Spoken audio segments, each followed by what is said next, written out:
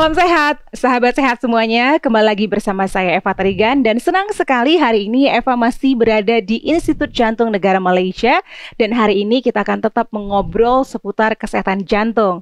Kali ini Eva sangat senang sekali karena Eva ditemani oleh Dr. Isma Zizi. Beliau inilah salah satu dokter terbaik juga yang ada di IJN. Halo dokter, how are you? Hai Eva, ya baik ya saya. Boleh introduce yourself dokter, posisinya di sini sebagai apa? Boleh langsung dijelasin ke sahabat sehat? Saya Dr. Isma Zizi Zaharuddin. Saya merupakan pakar perunding salur darah dan juga endovaskular di Institut Jantung Negara. Saya sudah berkhidmat di sini selama hampir 2 tahun. Sebelum ini saya berkhidmat di Kementerian Kesihatan Malaysia di Hospital Kuala Lumpur hampir 12 tahun. Secara umumnya telah berkhidmat sebagai seorang doktor lebih kurang dalam 20 tahun dan lebih. Jadi banyaklah pengalaman dan juga pesakit-pesakit atau penyakit yang dirawat sepanjang pengalaman saya sebagai seorang doktor. Sepanjang karirnya berbelas tahun, bahkan hampir 20 tahun ya dokter ya, memegang begitu banyak sekali case dan akhirnya kalau orang Indonesia bilang berlabuh di Institut Jantung Negara Malaysia. Ini merupakan salah satu rumah sakit yang punya banyak sekali catatan sejarah. Banyak tonggak-tonggak historical yang dicatatkan di Institut Jantung Negara Malaysia ini. Dan banyak sekali case-case yang sulit, case-case yang kompleks, tapi alhamdulillah mampu diselesaikan dengan baik dengan possibility rate yang kesuksesannya yang sangat tinggi sekali. Seperti itu ya dokter ya? Ya betul. Dan menurut seorang dokter, kira-kira apa sih yang membuat IJN ini benar-benar sangat spesial? Saya rasakan IJN selain daripada pusat rawatan jantung terulung di rantau ini, IJN juga cuba sekarang mengorak langkah untuk menawarkan rawatan vaskular dan endovaskular di Malaysia dan juga di rantau ini ulungnya, di mana dengan rawatan yang didapat kita tawarkan untuk pesakit yang memerlukan rawatan vaskular dan endovaskular terutamanya, kebanyakannya pesakit yang memerlukan rawatan kompleks untuk kedua-dua rawatan tersebut boleh mendapat rawatan di sini.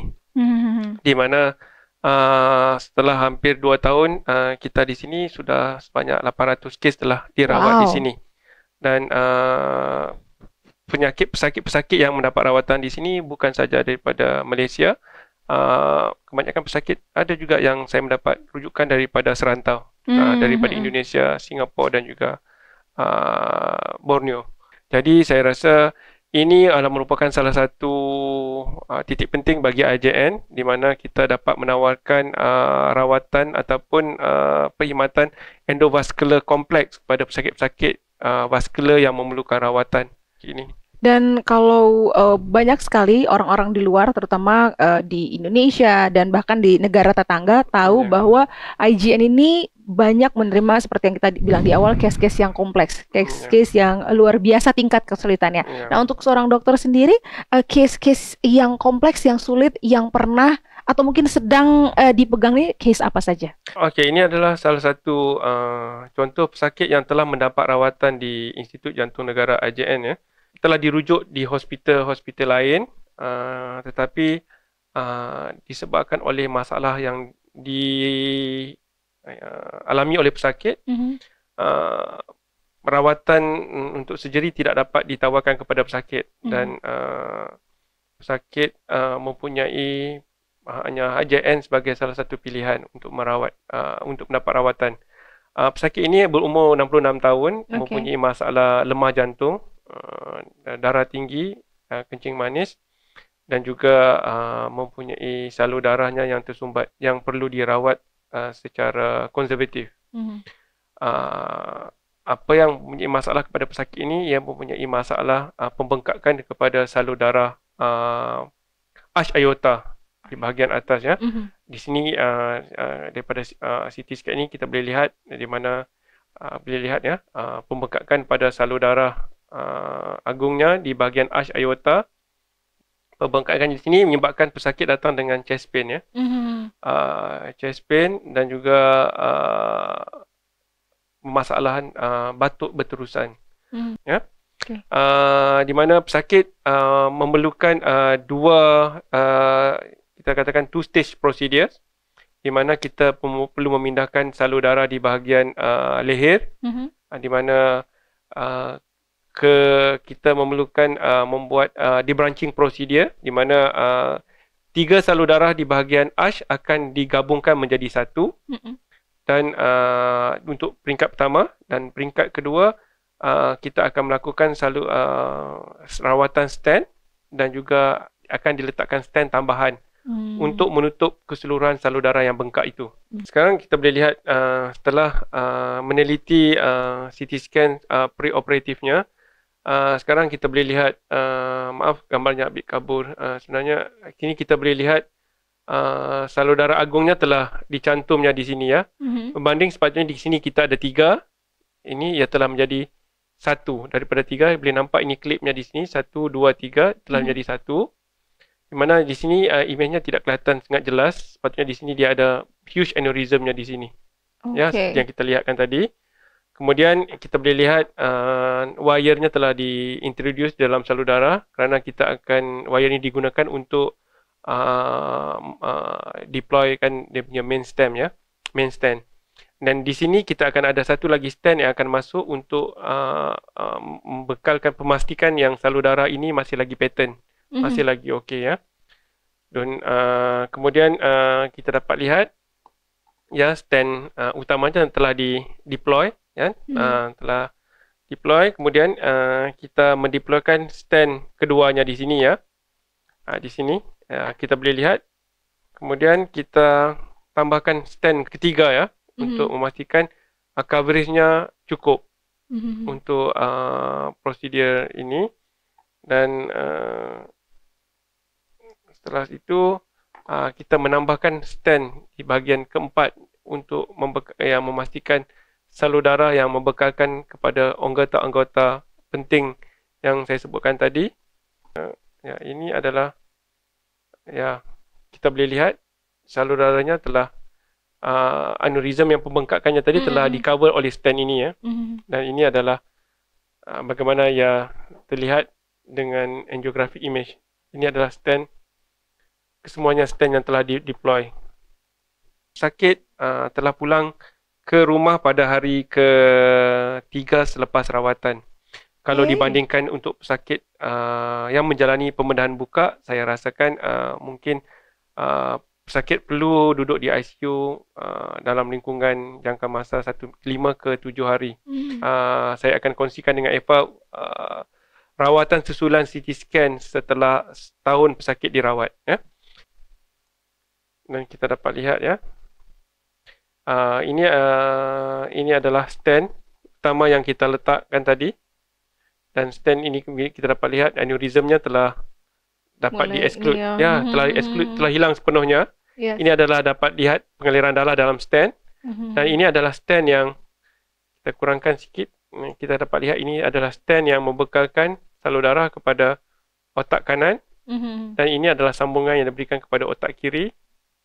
Dan juga ini anggota ke sebelah kiri. Dan dapat kita lihat ya, walaupun sudah hampir 2 tahun, stentnya masih lagi dapat memberi fungsi yang baik untuk mengelakkan pembengkakan kepada salur darah untuk pesakit ini. Ini adalah untuk kes pertama yang saya katakan kejayaan yang kita dapat untuk pesakit yang sepatutnya saya rasakan risiko untuk pembedahan open surgery begitu tinggi, tapi dengan kaedah endovascular kita dapat memberi rawatan kepada pesakit dengan seoptimumnya, dan pesakit dapat pulang awal daripada yang kita jangkakan. Okey, sekarang saya ingin berkongsikan dengan Eva satu lagi pesakit yang mempunyai masalah pembengkakan pada salur darah agung aorta. Tetapi di lokasi yang berlainan, tetapi disebabkan oleh pembengkakan itu ia menyebabkan kerumitan untuk pesakit dirawat secara conventional surgery atau open repair. Di mana kita boleh lihat pesakit ini, sebelum itu saya akan memberi sejarah pesakit, di mana pesakit ini berumur 69 tahun. Tapi pesakit mempunyai masalah lemah jantung disebabkan oleh previous bypass surgery untuk jantungnya, coronary-nya telah tersumbat untuk 3, hanya 1 saja salur darahnya lagi yang masih lagi utuh. Dan selain daripada itu, pesakit mempunyai masalah paru-parunya tidak bagus. Dan juga pesakit juga pernah menjalani pembedahan abdomen surgery. Jadi menyebabkan keadaan perutnya hostile, tidak sesuai untuk open conventional surgery. Dan untuk CT scan-nya kita boleh lihat ya, di sini salur darahnya masih lagi normal. Dan kita dapat lihat di sini di mana salur darah untuk usus di sebahagian besar, dan juga ini adalah salur darah ke buah pinggang sebelah kiri dan salur darah ke buah pinggang sebelah kanan. Dan di sini kita dapat lihat ya, di paras salur darah yang membekalkan kepada buah pinggang, kita boleh dapat lihat di sini pun ada koyakan, pembekakan. Pertama dan kedua ini koyakan. Ini menyebabkan simptom kepada pesakit, di mana pesakit datang dengan severe back pain, sakit belakang. Kalau kita menawarkan pesakit untuk conventional surgery, risiko untuk operasinya begitu tinggi dan begitu rumit disebabkan oleh sejarah pesakit yang pernah menjalani operation surgery di bahagian abdomen, di mana tidak lagi it's not virgin abdomen. Dan ketiga, keadaan bentuk tubuh pesakit yang gempal menyebabkan too many risk ya, dokter. Too many risk. Dan pesakit telah ditawarkan untuk endovascular surgery, di mana untuk pesakit ini kita akan menyelamatkan keseluruhan salur darah yang membekalkan kepada organ-organ penting. Dan pada masa yang sama kita akan menutup kebocoran di salur darah ini dan juga di salur darah di bahagian bawahnya ini. Okey, sekarang ni Eva, saya akan tunjukkan Eva prosedur. Untuk pesakit begini kita perlu ia melibatkan 3 prosedur. Prosedur pertama, kita akan melakukan conduit, di mana kita akan menyediakan laluan untuk stand yang perlu untuk dimasukkan ke dalam organ-organ di dalaman 4 salur darah utama yang saya sebutkan tadi ya. Dan kita boleh lihat sekarang ni ini adalah salah satu wire yang telah dimasukkan ke dalam salur darah buah pinggang di sebelah kanan. Kemudian diteruskan dengan untuk cuba memasukkan di sebelah darah sebelah kiri. Ini salur darahnya. Kita boleh lihat. Dan setelah ini kita telah berjaya memasuk salur darah sebelah kirinya. Kita sekarang cuba untuk membekalkan salur darah, dapatkan salur darahnya sebelah kanan. Dan ini di different angle ya. Saya rasanya. Dan ini setelah kita berjaya, kita akan melakukan, pastikan pada salur darahnya itu betul-betul berada di dalam salur darah yang kita inginkan. Dan setelah kita berjaya memasukkannya, ini kita boleh lihat ya, kita telah masukkannya ke dalam salur darah usus, salur darah yang membekalkan ke buah pinggang kiri dan kanan, juga salur darah kelimpa. Basically kita ada 4 wire di dalam ini. Dan setelah kita berjaya memasukkan wire-wire tersebut, kita akan masukkan wire yang untuk ini adalah salur darah yang akan membekalkan untuk digunakan untuk kita deploykan kita punya stand utama. Dan ini adalah salur darah yang akan kita guna wire yang kita gunakan untuk memasuki salur darah yang satu lagi ya. Okey, ini kita dapat lihat stand utamanya telah kita selesai. Kita telah deploy kan ya. Stand utamanya ini telah selamat kita deploy. Dan setelah kita berjaya untuk selesaikan stand utamanya, dan kita akan letak stand extensionnya di sini.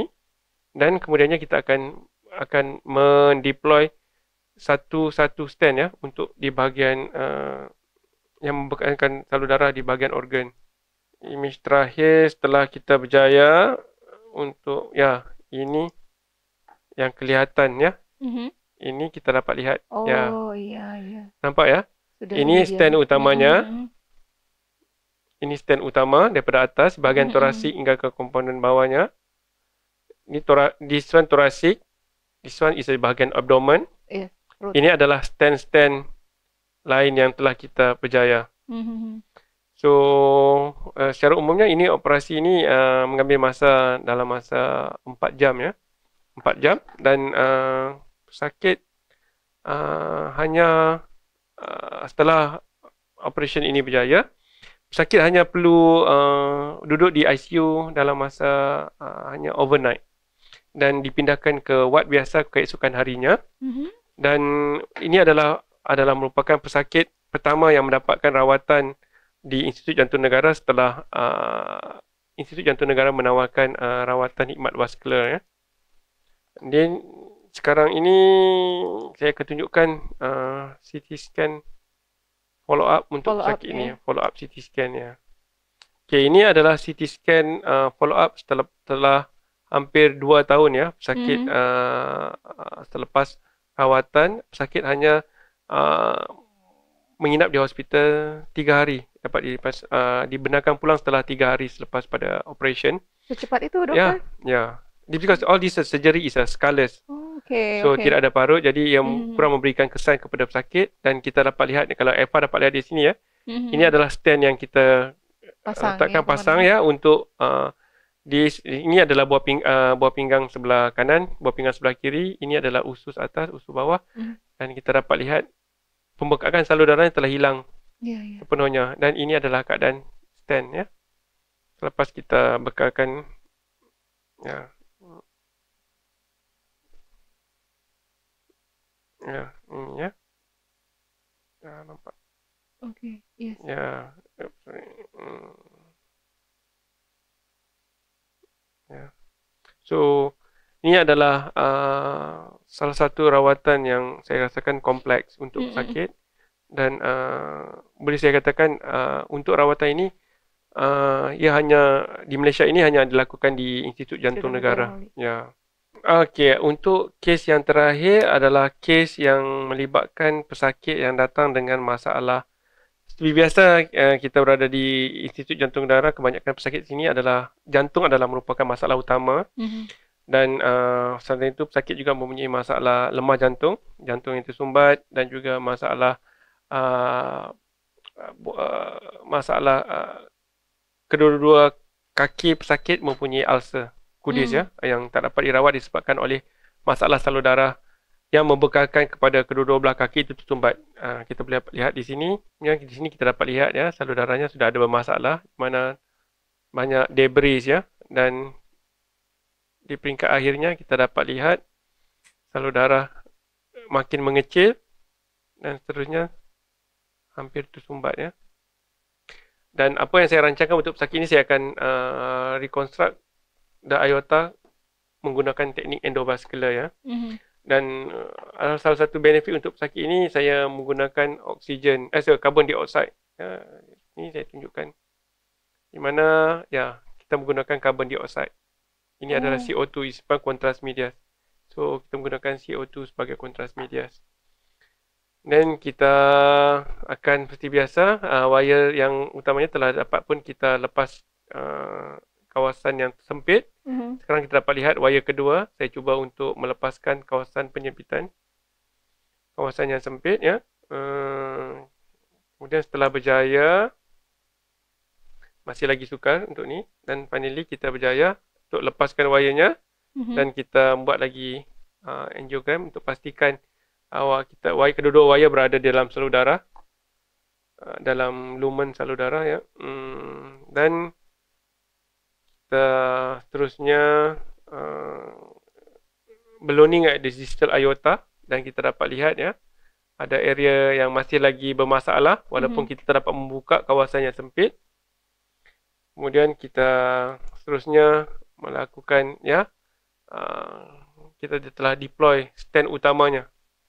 Stand ini akan digunakan untuk sebagai stand utama, dan seterusnya kita masukkan kedua stand lain, ya.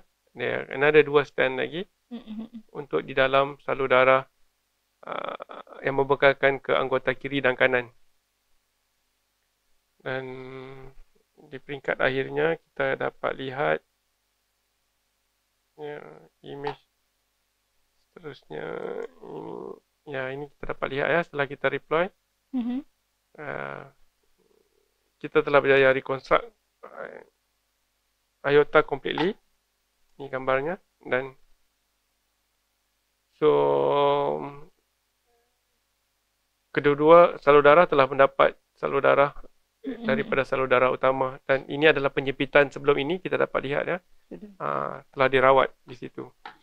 Dan untuk pesakit ini, pesakit tidak dimasukkan di ICU, pesakit telah dipindahkan ke ward biasa, dan kita telah discharge pesakit ke rumah pada keesokan harinya.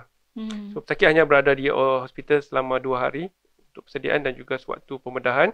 Dan untuk luka di bahagian kaki pesakit, lukanya telah pulih sepenuhnya dalam jangka masa 3 ke 4 minggu setelah rawatan diberikan. Dan untuk pesakit ini, walaupun risiko surgerinya tinggi, kita dapat mengurangkan risiko surgerinya dengan melakukan pembedahan, hanya memberikan bius setempat, itu panggil local anesthesia. Bius lokal kalau bius kata lokal, Indonesia, ya, bius lokal, ya, bius seperti itu lokal, ya. ya. Kita memberikan bius lokal, jadi risiko untuk anestetiknya amat rendah sekali, dan sakit mendapat keputusan yang baik. Dan seperti yang saya katakan tadi, ketiga-tiga kes yang telah ditunjukkan menunjukkan tahap kesukaran yang berbeza, tetapi kita dapat memberikan keputusan yang optimum kepada pesakit, di mana pesakit dapat kita pulangkan awal ke rumah dan return to the daily activity faster, and then risiko pembedahannya dapat dikurangkan tremendously kalau kita bandingkan dengan pembedahan surgery, open surgery. Baiklah sahabat sehat, kalau sudah mendengarkan penjelasan dari dokter itu benar-benar mind blowing sebenarnya ya. Karena kenapa saya bilang mind blowing? Karena memang ketika orang awam seperti saya atau mungkin juga sahabat sehat yang orang awam begitu mendengarkan kata-kata aneurysm, itu seperti death sentence gitu, kayak karena itu seperti bom waktu yang bisa pecah kapan saja. Jadi harus dapat treatment yang baik. Dan memang treatment konvensional ada, surgery konvensional ada, tapi resikonya juga seperti dokter sudah katakan bahwa resikonya juga agak lebih kompleks ya dokter ya. Dan dengan endovascular prosedur ini mudah-mudahan dan juga dengan kepakaran dari para dokter yang ada di Institut Jantung Negara dan kemajuan teknologinya bisa meningkatkan kualitas hidup kita dan memberikan harapan hidup yang lebih baik lagi. Ya, betul sekali Eva. Seperti itu ya dokter ya. Tapi kalau dilihat dari beberapa case atau mungkin sudah banyak sekali case yang ditangani dengan prosedur endovascular ini, kira-kira tingkat keberhasilannya sampai berapa persen dokter? Untuk statistik bagi tahun sebelumnya, sebanyak 176 pesakit telah mendapat rawatan endovascular surgery untuk pesakit aorta. Kebanyakannya pesakit kita cuma kehilangan pesakit dalam percentage dalam 1 ke 2% saja. Di mana kebanyakan pesakit kita kehilangan pesakit disebabkan dari pesakit yang datang adalah emergency, dan kebanyakannya pesakit datang adalah dalam waktu yang lewat. Dan tapi seperti yang saya maklumkan kepada Eva dan juga pendengar, kita memberi peluang pesakit walaupun kita tahu risikonya kematian adalah tinggi, tapi kita memberi peluang pada pesakit, dan ini yang menyebabkan data berubah. Tapi kalau untuk pesakit yang mendapat rawatan secara elektif, maknanya yang plan surgery, boleh saya katakan dengan bangganya kita mempunyai risiko 100% successful. Luar biasa. Keren. Dan saya rasa sepanjang saya berkhidmat di Institut Jantung Negara, kita mempunyai saya rasa risiko mortality less than 1% untuk setiap prosedur yang kita lakukan di sini. So saya rasa itu adalah satu statistik yang memberangsangkan. Dan walaupun kebanyakan pesakit-pesakit di sini risikonya tinggi, dan walaupun pesakit perlu menjalani pembedahan secara emergency, saya cuba mengurangkan risiko surgerinya dengan melakukan pembedahan secara local anesthesia, bius lokal, di mana ia mengurangkan risiko kematian almost 50% kepada pesakit-pesakit yang berisiko tinggi.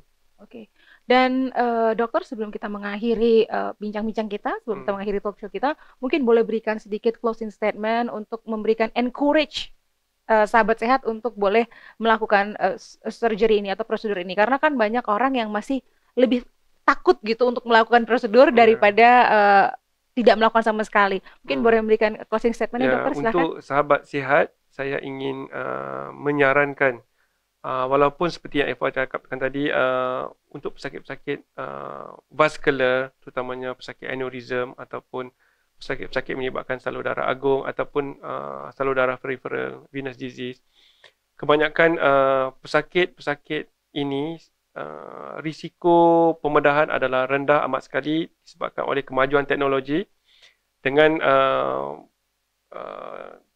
teknik endovascular. Kita dapat, seperti yang saya katakan, risiko mortality adalah amat rendah sekali dan morbidity surgery adalah rendah kerana kebanyakan prosedur yang dilakukan di Institut Jantung Negara terutamanya boleh dilakukan secara scarless procedure ataupun kita panggil needle hole procedures. So ini secara tidak langsung memberi keyakinan untuk pesakit untuk mendapatkan rawatan di sini dan tidak menjadi kegusaran kepada pesakit untuk mendapatkan rawatan. Walaupun pembedahannya agak kompleks, tetapi saya rasa dengan risiko yang rendah, pesakit di luar sana akan sanggup untuk melakukan rawatan.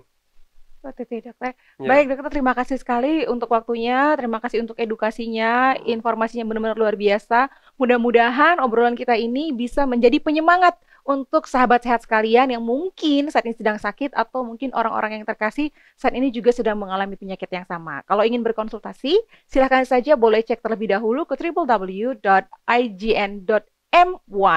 ya untuk mencari informasinya. Di sana ada kontaknya. Kalau ingin membuat appointment atau membuat konsultasi terlebih dahulu, screening terlebih dahulu, boleh langsung ke nomor-nomor yang tertera yang ada di website. Dan jangan lupa bahwa memang usia di tangan Allah, tapi kita selama masih hidup boleh berusaha untuk meningkatkan kualitas hidup kita. Dan IGN salah satu rumah sakit yang mungkin bisa Anda percaya karena selain dokternya yang memang benar-benar berjaya, dokter-dokter yang keren-keren sekali, kemajuan teknologi yang tinggi, dan juga tempat yang homey, yang nyaman, dan juga bisa membantu sahabat sehat untuk mendapatkan pelayanan yang terbaik. Dan kalau begitu, saatnya Eva dan juga dokter untuk undur diri dulu. Sampai ketemu di talk show berikutnya. Dan ingat, IGN, I trust. Saya yakin IGN. Salam sehat.